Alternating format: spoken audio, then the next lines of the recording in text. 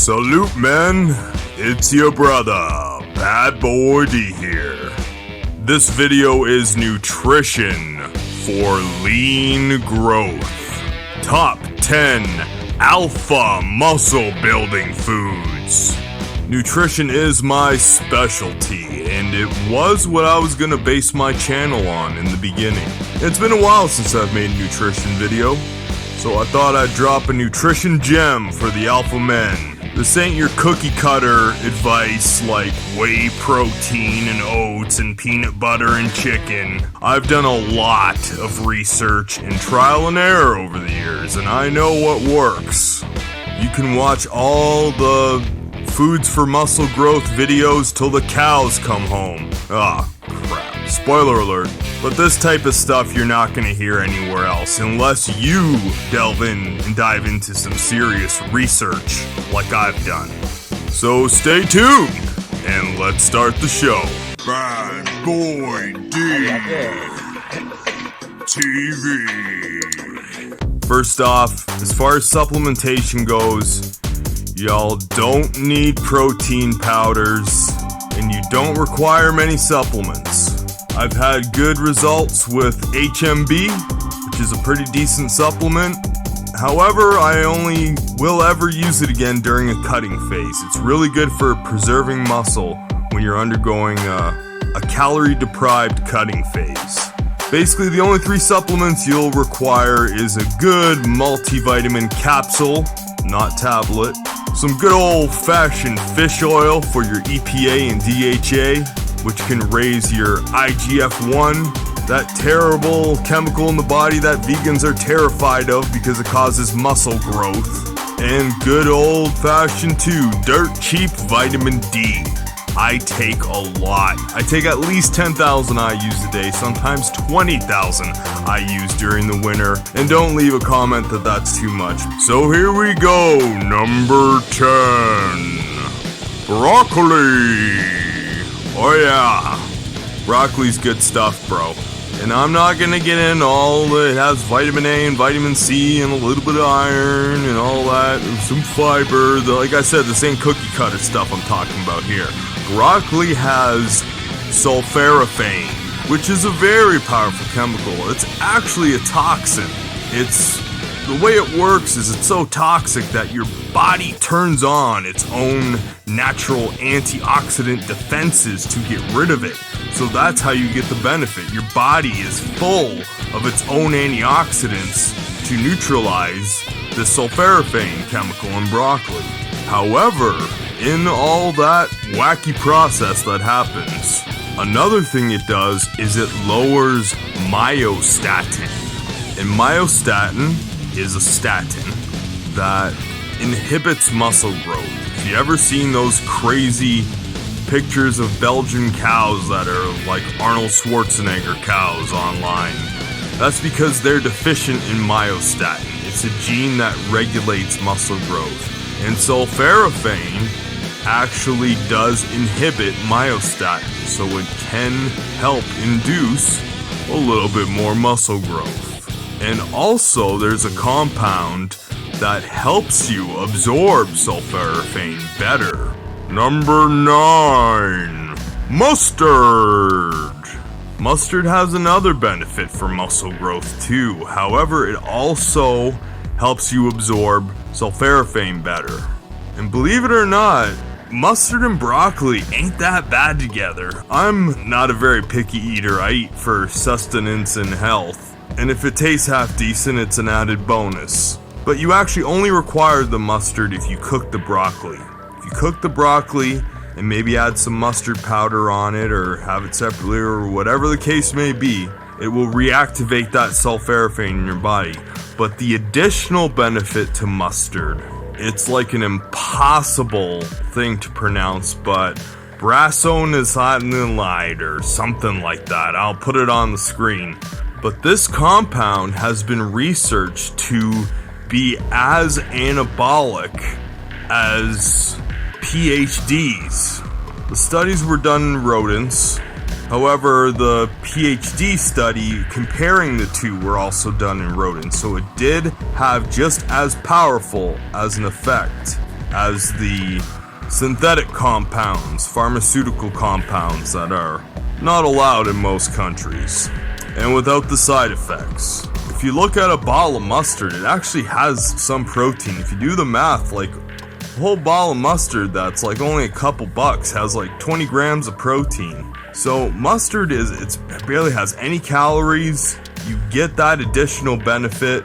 Mustard's an excellent muscle building food. Number 8, collagen and bone broth. I was saying you don't require supplements, but I don't really consider my collagen a supplement. I just consider it a food. You can add it to food. I just scoop it in my mouth and swig it down with water sometimes. Or you can always, guys, never throw out your chicken bones. Never throw out the chicken bones. That's the most anabolic part. Save them, throw them in the freezer, do whatever you have to do, and boil them up. Boil up a big chicken bone broth once a week and drink it down. Collagen and bone broth are incredible for muscle growth and keeping you lean. It's extremely high in glycine and proline, which are anti-inflammatory amino acids that are not as prevalent in muscle meat and other forms of protein. And it really has a lot of glycine. And glycine has also been found to raise your human growth hormone, which has muscle building and anti-aging effects and fat burning effects. So collagen and bone broth. And if you want beautiful hair, skin, and nails and healthy joints, man, the benefits are endless. Collagen and bone broth is where it's at, guys. And it has been studied that people that added collagen to their weight training protocol did build more muscle than people who didn't. Number 7, nutritional yeast.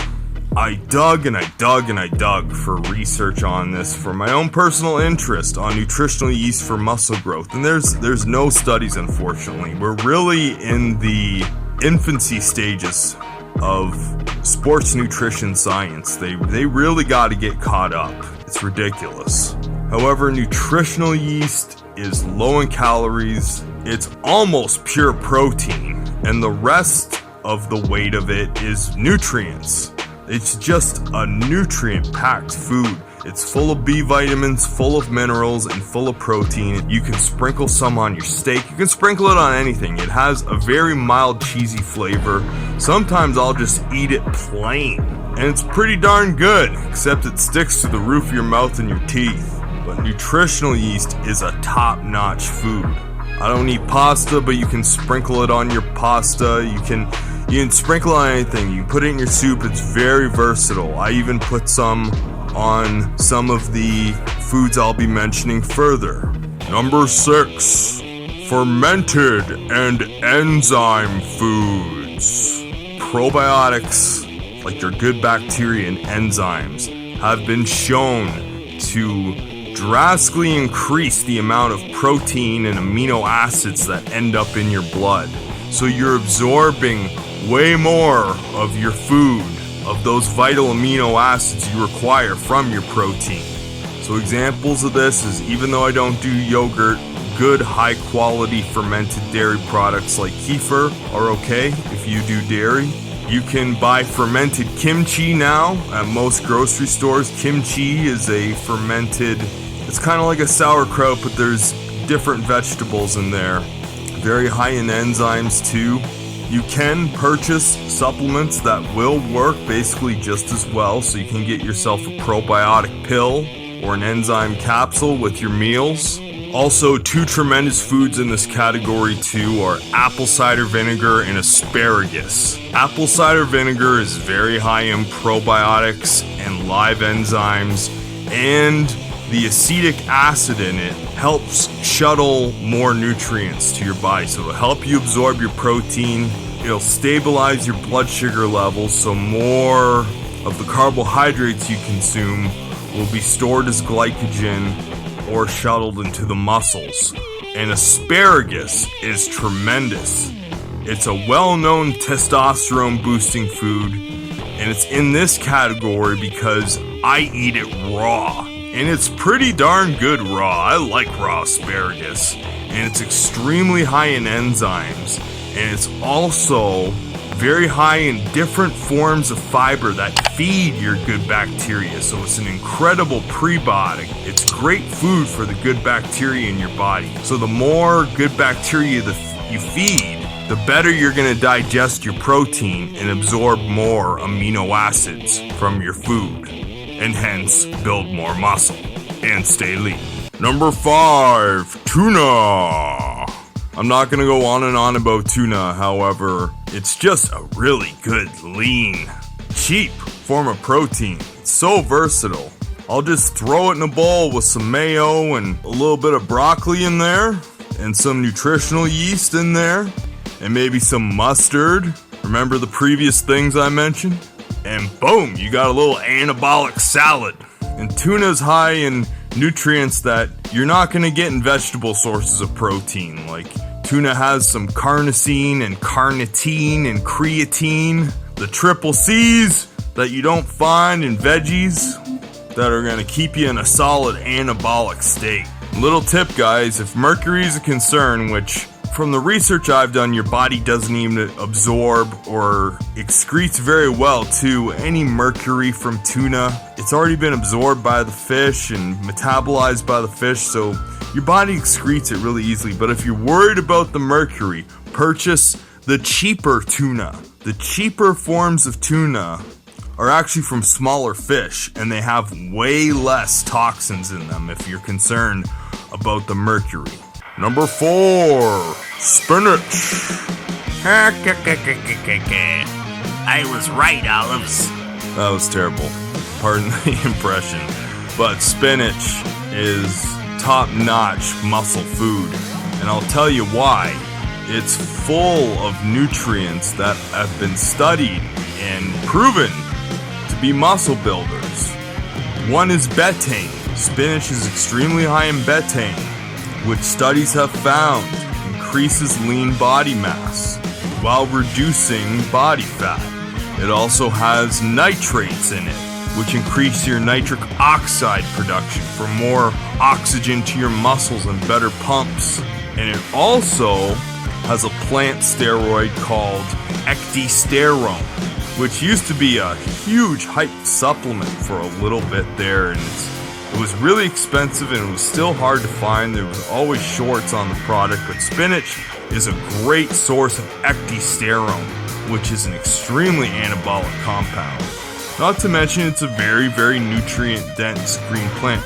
Just make sure you buy it organic. I buy organic frozen spinach and sprinkle it in my dishes.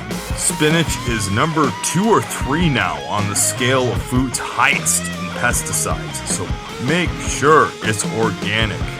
Even though its price might be the weight of gold, it's worth its weight in gold for nutrition and muscle building, fat burning benefits. Little side note, quinoa is also extremely high in ecdysteroids, but I don't think quinoa is as beneficial as everybody pushes it to be. When it was used traditionally by the Mayans and South American people, it was fermented in a certain way so the saponins wouldn't harm your digestive system. So quinoa is a little overrated. You can get the ecdysterone benefits from spinach. Number 3, and tied for 3, the only 2 legumes I'll consume: fava beans and dark chocolate. Fava beans are extremely high in protein, very lean, high in fiber, high in nutrition, but they also contain a very rare compound known as L-dopa. And L-dopa can increase your growth hormone levels, it can increase your libido, it can help you sleep better. L-dopa, I guess you can consider it a anabolic precursor compound because it'll help your hormones and your protein synthesis in such a way, and your brain chemistry too. Fava beans are very unique in that regard. I also tied it with dark chocolate because they're the only 2 legumes I'll consume. Yes, dark chocolate's a bean, but dark chocolate, besides all the other benefits, anti-aging benefits you've heard about, it has a compound called epicatechin. And epicatechin, just like the sulforaphane in broccoli, reduces myostatin in your body. So dark chocolate could possibly have a very profound effect on muscle growth if consumed regularly. More studies are required for that, but epicatechin has been shown to be very promising, and chocolate has a large amount of it. And chocolate's also a good source of certain amino acids like arginine, which increases your nitric oxide. So the only two legumes I'm mostly down with is fava beans and dark chocolate. A little caveat, since I'm talking about vegetation and beans and stuff like that, I basically don't eat any grains, guys. Sometimes I'll boil up some rice pasta noodles before I know I'm like, if I'm depleted and I'm doing a really heavy workout to get a good amount of complex carbs in me. But other than that, rare occasion that I feel depleted and I'll do that, I don't consume any grains, guys. And beans aren't that great either. That's why those are the only two. Like soybeans, don't get me started on that. Y'all should know my stance on soy. And I've said it before too, guys. Wheat's just as bad. Wheat will bitch you up. Wheat will make you a weak little bitch, man. So now on to number 2. Eggs. Make sure you eat them with the yolk. The yolk's the anabolic part. The yolk has all the little growth factors and everything like that. And eggs they've been studied to build muscle. People who ate 1 egg a day built more muscle than those who didn't eat any. Ones who ate 2 eggs a day built even more, and ones who ate 3 or 4 built the most. Eggs get converted into muscle better than any other food. So eggs, guys, I know I said it wouldn't be cookie cutter, but that's on everybody's top 10 list. And number 1, beef and beef liver.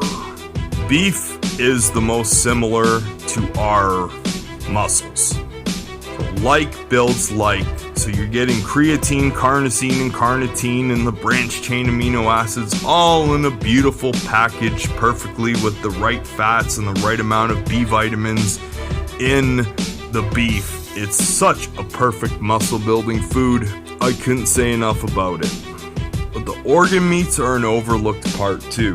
And what I do right now, I haven't been eating any beef liver because I have these big honkin' beef liver tablets. Any of the big time bodybuilders that were lean and beefy, for lack of a better term, pun intended, back in the 60s and 50s, they were popping beef liver tablets all day. One thing I found when I started consuming liver, I would mix it with beef to make it more palatable. And I realized that I didn't like it when it was warm, but for some reason I loved cold beef liver. I could eat cold beef liver with onions all the time, so to each their own. I found a way to consume it, or you could take the tablets. But good old-fashioned beef, any kind of beef, eat any part of the damn beef. They sell glandulars online if you want to supplement any part of the beef animal. The cow is anabolic, so eat its muscles, eat its eyes if you want to. Cows are just an anabolic animal. When that guy from the Game Changers was like, "Oh, how am I as strong as an ox? Well, does an ox eat meat?" It's like, no, man, but cows have 4 stomachs and they don't take steroids like you. Well, some do because they're on a factory farm and they give them. But anyways, I don't do this content all the time, but I'll leave them once in a while to see how y'all respond to it, and I'll be getting back to my infamous other Bad Boy D empowerment content also. Check out my latest video in the top left corner, check out another video in the bottom left corner, check out another video in the bottom right corner, and subscribe to Bad Boy D in the top right corner. Peace and blessings, men, I'm out of here.